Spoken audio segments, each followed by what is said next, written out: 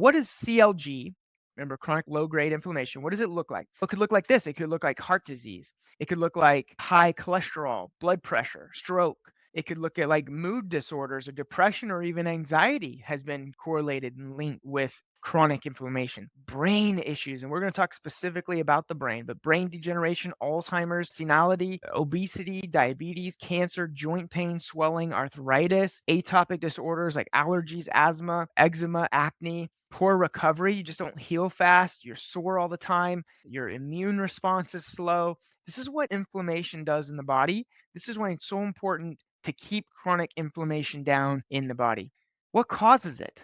Why do we have it? Your immune system gets stuck. So inflammation is a result of your immune system, and it gets stuck in the on position. And these chemicals over long periods of time ends up actually damaging the cells. So some of the things that could cause it, let's say someone has a persistent bacterial or viral or fungal infection.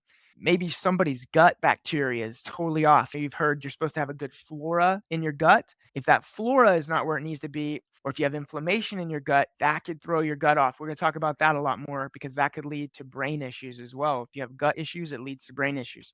Toxins exposure. If you're exposed to those toxins over long periods of time, and we're all exposed to toxins at a certain level now in our society. If you have allergies all the time, that's low grade inflammation. Poor diet and nutrition can cause it. Metabolic syndrome, chronic stress can definitely cause inflammation. If your hormones are in imbalance or you're not getting sleep, your circadian rhythms are off, tissue damage, like from an injury, but the injury never healed and it's just constantly inflamed.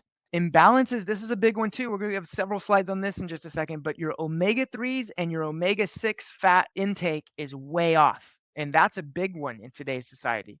And even medications and over-the-counter NSAIDs, non-steroidal anti-inflammatories, they can cause a lot of inflammation long term in the body. And I know that's a contraindication there. That's a conundrum because you're like, this is an anti-inflammatory. Why is it causing inflammation? Because it can cause long term issues and problems.